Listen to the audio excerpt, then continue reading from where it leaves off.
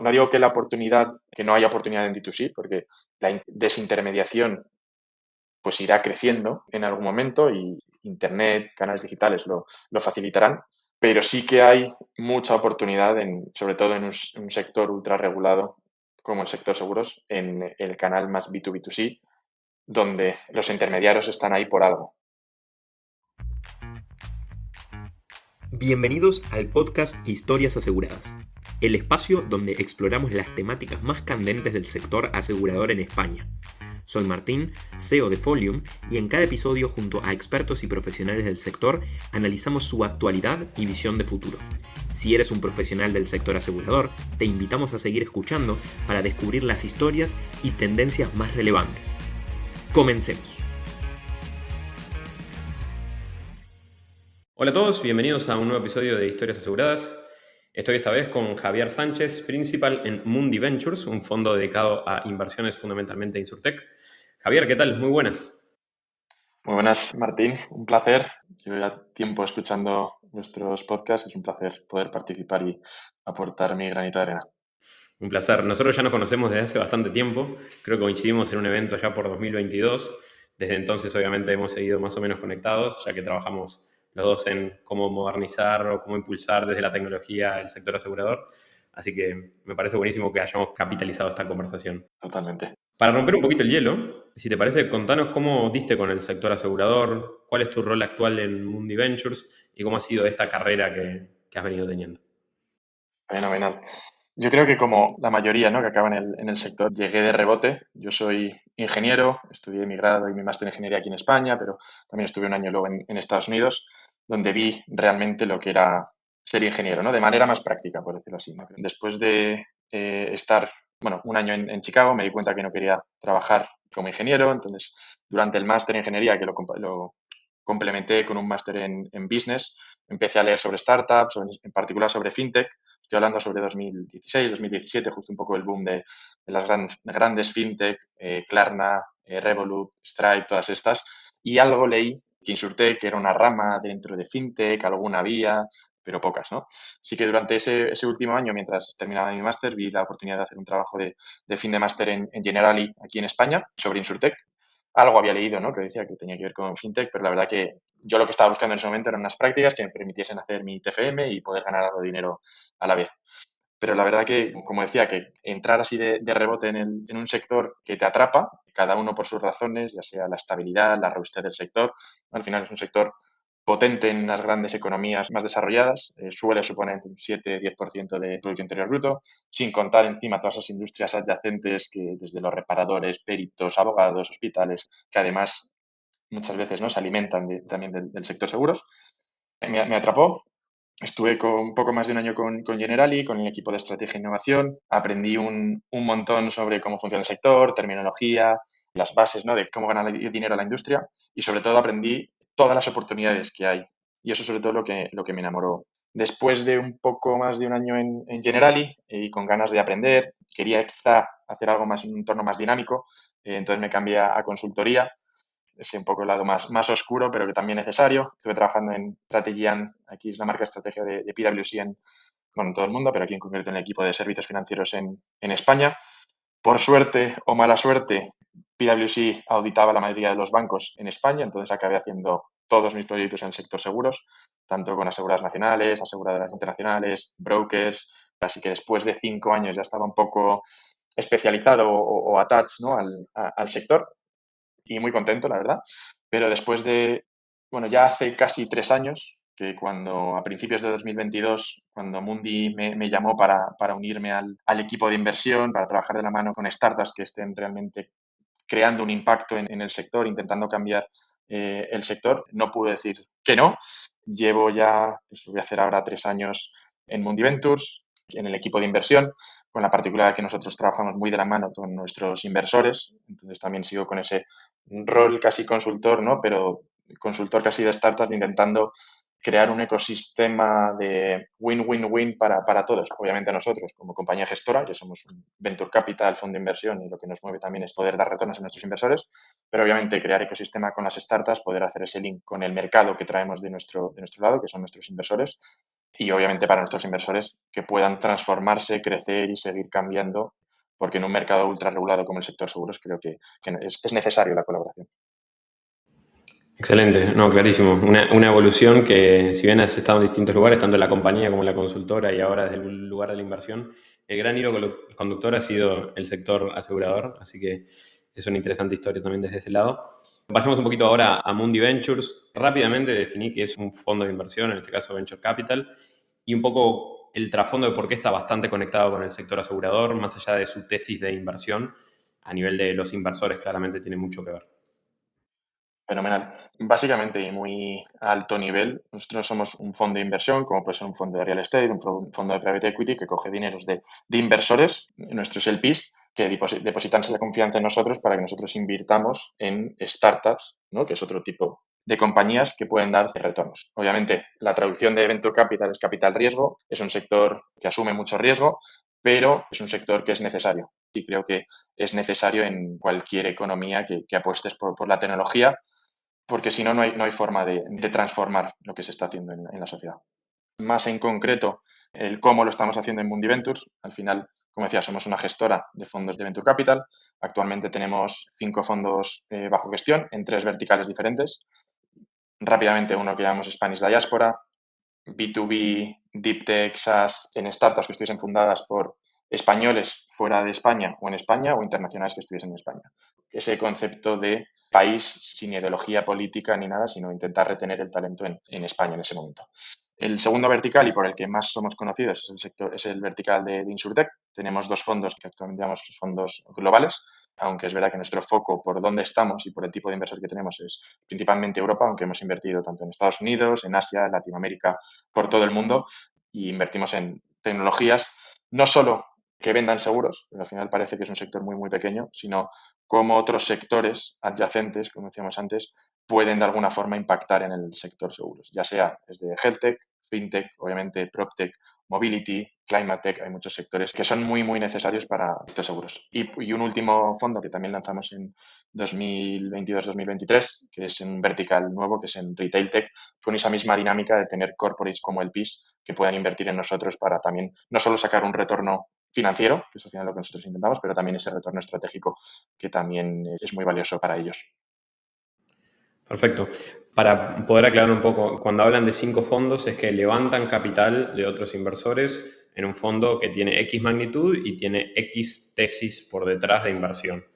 Hablemos un poco quizás de los que son Insurtech. Entiendo que por detrás hay inversores que son aseguradoras, quizás otros también, pero tiene una fuerte presencia de aseguradoras. Y por otro lado, cuando hablas de Insurtech y de inversión en Insurtech, como bien decías, no necesariamente es al consumidor final, la venta al consumidor final, que sí, pero que también hay otros modelos que pueden estar interesados. ¿Quieres contar un poquito sobre el fondo Insurtech particularmente? Sí, muy rápidamente, que creo que es necesario para entender el contexto de cómo nace también los fondos de Insurtech. Voy a dar un pasito para atrás y contar cómo nace Mundi, que creo que también es necesario y va a dar un poco de color al contexto de Insurtech.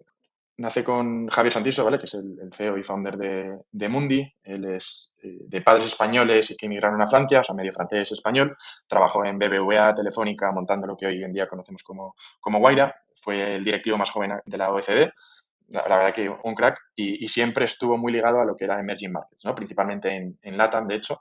Y como decía, medio francés, medio español, se fue quedando con lo mejor de cada país y viendo que había no había una comunidad muy fuerte de españoles expats cuando él estaba siendo un expat y en Francia sí que la había, él decidió montarla para los españoles, ¿no? Montó una comunidad de expats pues a C-level que empezó a compartir experiencias, oportunidades, lo llamó Club Mundi y vio que en esa comunidad tenía pues gente muy buena de diferentes sectores y empezaron a hacer inversiones a modo business angel, las primeras etapas de inversión o de nacimiento de una startup. En 2015 o así, vio la oportunidad de profesionalizar esas inversiones bajo lo que es un fondo, un vehículo, y ahí es cuando entra Moisés, que es otro de los founders de Mundi, abogado de profesión, que fue quien ayudó a estructurar el fondo y materializar lo que podían ser ideas más felices. Entonces, 2015-2016 fue cuando se lanzó ese primer fondo, cuando España empezaba a recuperarse de lo que era la crisis 2008-2009, había un gran problema de retención del talento. Entonces, con la idea de retener talento, se lanzó ese primer vertical que decíamos, ¿no? Deep Tech, Spanish Diaspora en general, ¿no? Deep Tech, B2B, fundado por españoles internacionales con la idea de retener a la gente aquí a través de oportunidades. En ese fondo fue el primer fondo en el que invirtió una aseguradora, que invirtió no solo por ese retorno financiero, sino que quería un retorno estratégico. Y al final está muy bien entender cuáles son las tecnologías más punteras que están pasando en tu país, pero es muy difícil, ¿no?, al final encajarlo dentro de la regulación aseguradora. Entonces, en paralelo con este primer fondo que decía, también Mundi lideró lo que fue la aceleradora para Munich Re, para la reaseguradora, como otro proyecto aparte. Entonces cogió mucho expertise sobre lo que era el mundo InsurTech. Se analizaron más de 1.000 startups en todo el mundo, con foco en el sur de Europa y Latinoamérica. Fue un éxito para Munich Re, también obviamente para nosotros por todo el expertise ganado, y se vio la oportunidad para en 2019 lanzar este segundo vertical de Mundi, primer fondo de InsurTech. Fue un fondo de 100 millones de euros con la estrategia de invertir en InsurTech, en el que nuestros LPs invertían nosotros, como insisto, en tener un retorno financiero, porque es lo primero que puede hacer el modelo sostenible, pero que también ese retorno estratégico. Y esto va de no solo presentar startups y decir, mira qué bonita es esta startup, sino de ver qué formas y a quién es la persona indicada con la que tendría que hablar esa startup. Al final puedes entrar en un bucle infinito, ¿no?, del POC, de hablar con la misma persona, que a lo mejor no está empoderada lo suficientemente como para poder avanzar dentro de una aseguradora, porque al final son transatlánticos que para cambiar un poco la orientación, ¿no?, o la dirección hacia la que quieren moverse puede costar mucho. Entonces, nosotros intentamos tocar no solo las mayores puertas posibles, sino la puerta que hay que tocar. Entonces, tenemos relación no solo con los sospechosos habituales, que son nuestros mayores champions, la gente de estrategia, transformación, innovación, sino con las diferentes unidades de negocio, los diferentes ramos, la gente de tecnología, finanzas, riesgos, compliance, porque al final, si una startup no cumple cierta regulación que puede tener de compliance la aseguradora, pues es muy difícil que vaya a seguir para adelante. Entonces, cuanto antes empiecen a derivar esas barreras y antes se consiga dar con la tecla para acelerar el proceso, mejor. Nosotros al final lo que intentamos hacer, y puede ser una frase muy bonita y a veces un poco vacía, pero intentamos como evangelizar la innovación o la transformación dentro de las aseguradoras. Intentar encontrar pequeños champions dentro de cada equipo que nos pueda ayudar o que pueda facilitar la vida también a esos equipos de transformación y estrategia. Entonces, este primer fondo, la verdad que fue un éxito. Tenemos compañías pues, aquí en España, Cuideo, tenemos Element en Alemania, tenemos Urban Jungle en UK, WeFox también en Alemania, grandes insurtechs, Voltec, Agentero en Estados Unidos. La verdad que es un portfolio que con un vintage, ¿no?, del 2019 creo que ha pasado por lo mejor y por lo peor de un ciclo de startups y que es muy resiliente y que estamos muy contentos de decir que está dando dinero con muchas startups que pueden todavía tener mucho potencial. En 2022, que fue cuando me uní yo, se lanzó el segundo fondo, es un fondo de 200 millones, un poco más grande que el anterior, un foco un poco más global, porque es verdad que incluimos alguna aseguradora con presencia más internacional. Entonces hemos acabado invirtiendo algo más en Estados Unidos, algo más en Latinoamérica. Hemos invertido pues, en Betterfly, Sami, Ole Life, que seguro que conoces, y que estamos muy seguros de que irá también fenomenal. Y este episodio es traído por Folium, la herramienta de optimización comercial para agentes y corredores de seguros españoles. Y también por Seguros News, el medio de comunicación de referencia para los profesionales del sector asegurador. Continuamos.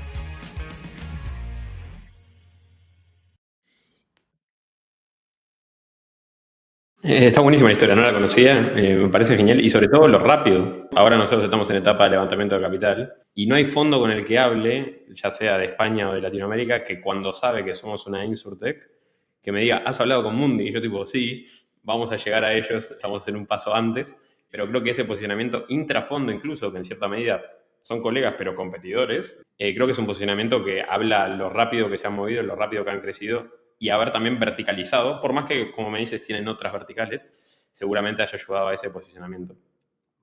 Quería ir un poquito a tocar un punto sobre la concepción de InsurTech. O sea, InsurTech, si lo ponemos quizás hacia principios del 2010, que es como esta primera ola por poner a un titular grande de Lemonade, tendía como a desintermediar, ¿no? Tendía a toda la industria se está digitalizando, cualquiera que veamos, retail se digitaliza, la banca se digitaliza, el seguro también se va a digitalizar. O sea, todos vamos a comprar nuestro seguro de forma 100% digital, obviando intermediarios. Desde el punto de vista del racional detrás de Internet, eso puede tener sentido.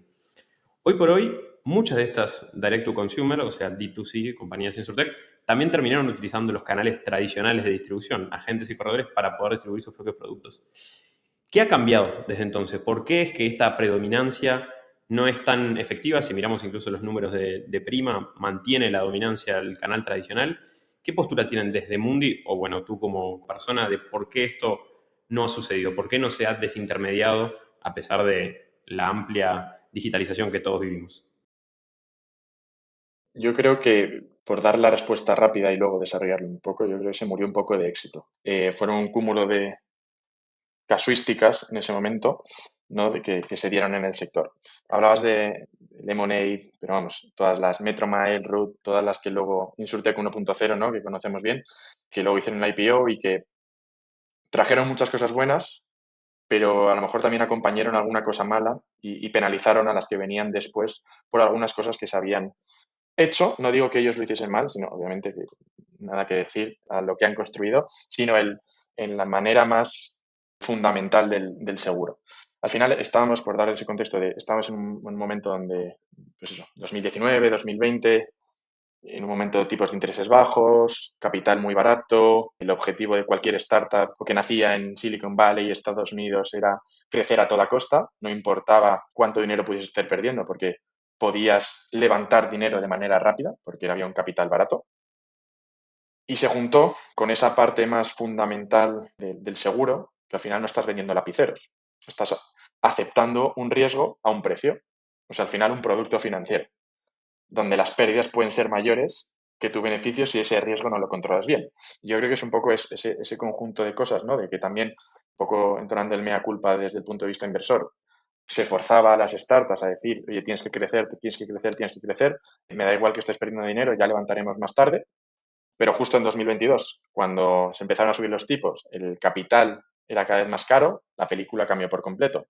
En general, el mundo startup, venture, pivotó un poco de foco y hay que ser rentables, hay que reducir lo que se quema de caja, hay que llegar a break-even cuanto antes e intentar ser rentable.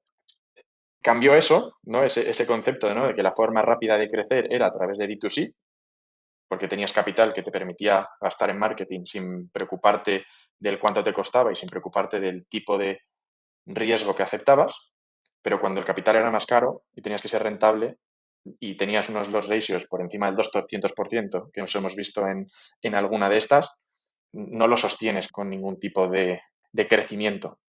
Entonces, cuando no digo que la oportunidad, que no haya oportunidad en D2C, porque la desintermediación pues irá creciendo en algún momento y Internet, canales digitales lo facilitarán, pero sí que hay mucha oportunidad, sobre todo en un sector ultra regulado como el sector seguros, en el canal más B2B2C, donde los intermediarios están ahí por algo. No creo que a la aseguradora le encante pagar las comisiones que pagan por el hecho de pagarlas, sino porque saben hacer el trabajo y se lo recompensan pagando las comisiones que le pagan, ¿no? No digo que no haya oportunidad en D2C, como decía, ¿no? Muchas veces tienes que empezar D2C siendo una startup para crear confianza en el cliente, sin morir, ¿no? En esa POC eterna con el corporate, que si cambia el jefe del proyecto, el potencial partnership acabe en la papelera. Pero por finalizar un poco y volviendo a tu pregunta y con un dato concreto de si nuestra tesis ha cambiado o no ha cambiado, como decía, primer fondo de Insurtech en Mundi nace en 2019. Habríamos invertido ya entre el primer fondo y el segundo fondo en unas 40 startups. Solo 3 nacieron con una vocación D2C. Nosotros en 2020, en 2021, perdimos varias oportunidades que nos gustaban la startup, pero porque sabíamos que estaban sobrevaloradas. No nos creíamos el nivel de crecimiento, no porque nosotros seamos más listos que otros inversores, pero sí porque tenemos al mercado de nuestro lado y hablando con las aseguradoras, bueno, los que son públicos, con Mapfre, Generali, con Nación Nederlanden, que son inversores nuestros y que tenemos muy buena relación, pues nos decían, puede estar muy bien, pero financieramente o desde el punto de vista de la suscripción de riesgo no tiene tanto sentido. Una cosa es ganar muchos clientes, sobre todo cuando en un momento de tipos de interés bajos, donde lo único que te fijabas es en el resultado técnico.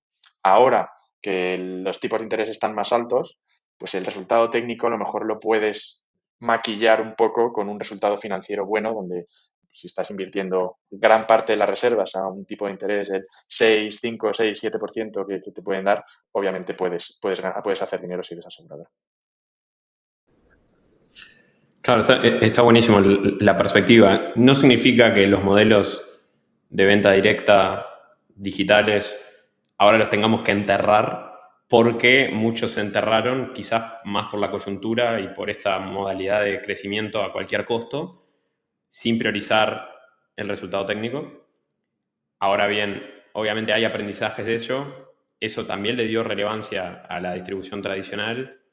Mirado desde arriba, ¿no? Tiene un rol importante todavía, pero no es ni blanco ni negro. En general como que nos gusta eso, ¿no? No, el futuro es D2C. Ah, no, el futuro claramente no es D2C, no es ninguna de las dos. Totalmente.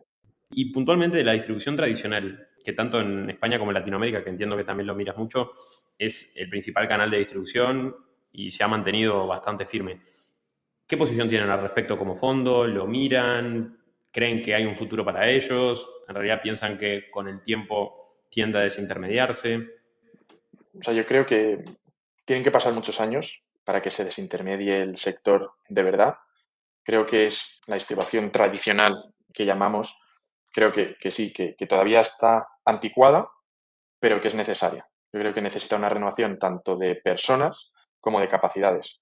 Hay algunos países donde tienen un problema grandísimo por atraer talento a un asesoramiento de seguros, o sea, a ser agente corredor de seguros, que es una profesión súper loable, súper rentable y que poca gente joven está poniendo foco.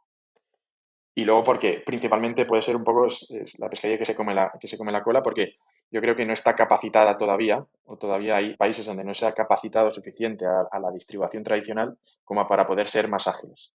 Obviamente es necesaria, porque al final, como decía, son productos que muchas veces la gente lo ve como casi un producto de inversión, pues no es algo barato, salvo algún producto más commodity, auto, hogar, que sí que se pueda desintermediar. El resto de productos quieres asegurarte que es el producto adecuado y quieres que cubre las necesidades y eso necesitas en cierto modo, ¿vale? Porque no creo que hay tecnologías que pueden suplir las capacidades que puede tener un asesoramiento muy rudimentario, pero sí que necesitas de alguna forma el contacto humano. Entonces, por finalizar en la pregunta, creo que necesitas esa renovación de personas, que no creo que pase antes de que puedas capacitar al sector con tecnología que pueda atraer a esas personas. Entendidísimo. Y a efectos de España y Latinoamérica, o España, Europa y Latinoamérica, sobre todo hablando de vuelta a nivel de distribución, ¿ves muchas diferencias? Veo más diferencias en lo que es el mercado más anglosajón versus el mercado más latino, donde incluyo obviamente todo LATAM y también España, incluso algún país del sur de Europa. Y te lo pongo con un ejemplo claro. Yo estoy en el board de Urban Jungle, que es un MGA, una agencia de suscripción de seguros de hogar y alguno más, vamos, pero principalmente de hogar en UK. El mercado anglosajón, tanto en Estados Unidos como en UK, incluso en algún país más como en Alemania, es muy directo para muchos productos, no solo para hogar, auto, viajes, los que conocemos, es muy directo. Y es un mercado que no demanda tanto la intermediación. Luego, obviamente, hay productos más complejos que sí. En cambio, en España y en LATAM, lo que sí que vemos es que todavía la desintermediación o los canales digitales no están tomando el rol que se esperaba que podían tomar gracias a la digitalización y al canal de Internet. Entonces, creo que en Europa y en parte España sí que se han dado esas capacidades a los brokers. Había players, WeFox, otros tantos, que estaban buscando también capacitar al canal mediado. En LATAM creo que sois pocos, ¿no? Y te incluyo a ti, a Martín, con Folium, que estáis proveyendo, ¿no?, esas capacidades a brokers y agentes para que puedan ser más eficientes en la distribución, ¿no? Porque al final, no me sé las cifras exactas, pero creo que del 100% del tiempo, creo que solo un 20%, un 15% lo que dedican realmente a la venta y luego el resto es más tareas administrativas, de gestión, que no es ni su vocación ni lo que deberían estar haciendo. Tal cual el punto, y creo que tiene que ver, si lo pudiese como generalizar, obviamente, que la cultura aseguradora, sobre todo en Latinoamérica en general, es bastante baja. Pero eso hace que, por lo menos desde el entendimiento que tenemos, el rol del asesor tome un protagonismo mayor. Entonces, eso quizás correlacionando con lo que comentabas de UK, ¿no? De los países más anglosajones, que quizás la cultura financiera en general es más fuerte, haga que la compra directa sea más utilizada, porque quizás ya tienen la conciencia de ello, pueden evaluarlo de una forma mejor, pueden entender las diferencias de coberturas, y entonces aquí es donde entendemos que los agentes tienen que tomar un rol más protagónico, pero aprovechando obviamente las herramientas digitales que están disponibles. Total, por ponerlo en un modo positivo, yo lo que vería también de LATAM es que hay una oportunidad muy grande, ¿no? En esa regeneración del talento de la mediación. Creo que esa nueva generación de agentes y de brokers pueden traer ideas muy buenas para llegar a esa gente que no están llegando actualmente al sector. Exacto, una óptica positiva, totalmente. Y bueno, como para cerrar, y sé que tienes muchas compañías y es difícil y es ser injusto porque vas a dejar algunas afuera que quizás no te gustaría dejar, pero bueno, el tiempo es tirano. Entonces, si tuviese que destacar 3, 4 compañías del portfolio de Mundi o no, obviamente Insurtech, que le recomendarías a la audiencia que siguiese de cerca por su modelo, por lo interesante de la tecnología, de producto, ¿cuáles destacarías? No quiero que se enfade nadie del portfolio, así que diré las más latinas españolas que puedan escuchar el podcast. Rápidamente, las del portfolio, puedo estar un poco sesgado porque estoy también en el board de Ole Life, seguro dolarizado de vida temporal, ¿no? Term Life para toda Latinoamérica. Es un ejemplo de lo que hablamos antes, ¿no? De cómo está proveyendo capacidades tecnológicas a los brokers, ¿vale? Y además es un founder que conoce el mercado de la TAM como nadie, además también muy buena atracción. No lo he mencionado antes, pero creo que es también lo que ha cambiado, ¿no? De InsurTech 1.0 a InsurTech que, como lo conocemos ahora, era gente tech haciendo seguros versus gente que viene un poco del seguros haciendo tech o complementándose con tech.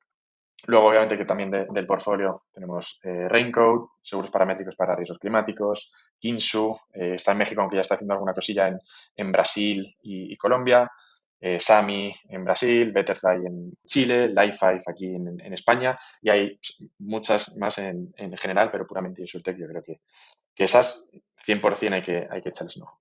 De las no hispanas, y me gustaría mencionar, ha sido público hace poco que hemos cerrado la ronda, la serie A más grande del año es Nip Protect, que hace seguros embebidos. Nace en Francia, pero ya abriéndose a otros mercados. Y luego también unos que me gustan mucho, Superseed y Artificial en UK. Luego, fuera del portfolio, obviamente, Folium. Creo que estáis haciendo las cosas muy bien, con muy buena atracción. Y luego me gusta mucho también cómo están haciendo los chicos del Oro, Coltin en México, Clivi, que aunque no es puramente Insurtech, creo que también en México lo está haciendo muy bien. Y luego, por no entrar ya en mercado estadounidense, Europa, creo que me quedo ahí. Está bueno. Para los oyentes haremos el esfuerzo de poner esto en texto, así también lo pueden ver, porque hay algunas que quizás incluso Folium no es de las más fáciles de letrear. Así que, bueno, echarles un ojo, está buenísimo. Sin duda se trata de varios proyectos que varios seguramente ayuden a empujar un poco la digitalización del sector. Algunos puede ser que también queden por el camino, pero está bueno estos empujes que no son blanco-negro, no es estaba erradísimo o estaba súper embocado. Así que Javi, mil gracias por este espacio, por compartir un poco tu miento, tanto del sector de inversiones como también de un insider del mundo de seguros, que eso creo que hace muy rico tu perfil y seguro hizo muy nutritiva la charla para todos. Así que gracias por este espacio. Un placer. Quería aprovechar, no lo he comentado antes y tampoco quiero que me den un tirón de orejas luego. Ya lo he comentado en algún momento, pero estamos lanzando ahora dentro del vertical de Insurtech, estamos lanzando un fondo exclusivo para Latinoamérica. Creo que es necesario para la región, no solo por lo que representa en el sector, sino por el impacto que puede tener el seguro en la vida de las personas. Al final, el sector seguro es una herramienta súper grande para reducir esa falta de protección que puede haber en la región, ya sea a través de productos financieros, productos más de salud, protección contra riesgos climáticos, apostando también por la viabilidad a largo plazo, ¿no? de las pymes, que al final es el motor de la economía en la mayoría de los países, y es donde pondremos el foco. Va a ser un fondo exclusivamente para la región, donde vemos mucha oportunidad, muchas ganas de hacer las cosas diferentes, y lo que me da un poco de pena a veces es que es más el player internacional el que ve la oportunidad, no tanto el player local que quiera capturar esa oportunidad. Entonces, simplemente un ánimo y un aliento a los players locales también que aprovechen la oportunidad que hay ahora para hacer las cosas diferentes y cuanto antes se quieran diferenciar mejor. Está buenísimo, sin duda. Obviamente atrás hay una buena oportunidad de mucha gente, pero sin duda que como sector lo va a bien venir, porque le viene extremadamente bien que sobre todo Mundi, un player enorme a nivel europeo e internacional, pueda haber esta oportunidad, pueda deployar no solamente económicamente, sino que con conocimiento. Buenísima noticia para todos nosotros latinoamericanos que estamos trabajando por mejorar e impulsar un poquito la digitalización del sector. Javi, mil gracias, la verdad, un placer. Un placer, Martín, como siempre. Abrazo grande.